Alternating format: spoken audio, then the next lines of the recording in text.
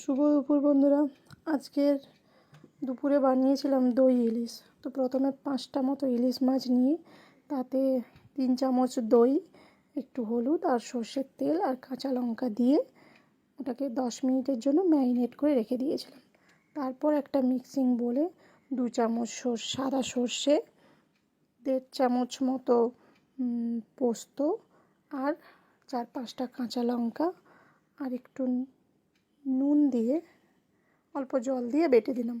সর্ষে এবং পোস্ততে একটু নুন দিয়ে বাটলে ওটা যখন আপনি তেলে দেবেন ওটা কিন্তু তেতো হয় না।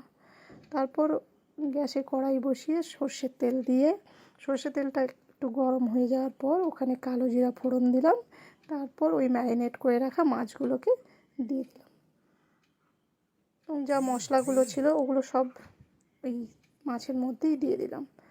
তারপর ওই মিক্সিতে বেটে রাখা যে মশলাটা ওটাও ওই মাছের মধ্যেই দিয়ে দিলাম। তারপর ওই মিক্সি ধুয়ে যতটা পরিমাণ জল দরকার অল্পই জল দেব, বেশি জল দেব না, যাতে এতটাই জল দেব যাতে মাছটা ডুবে থাকে।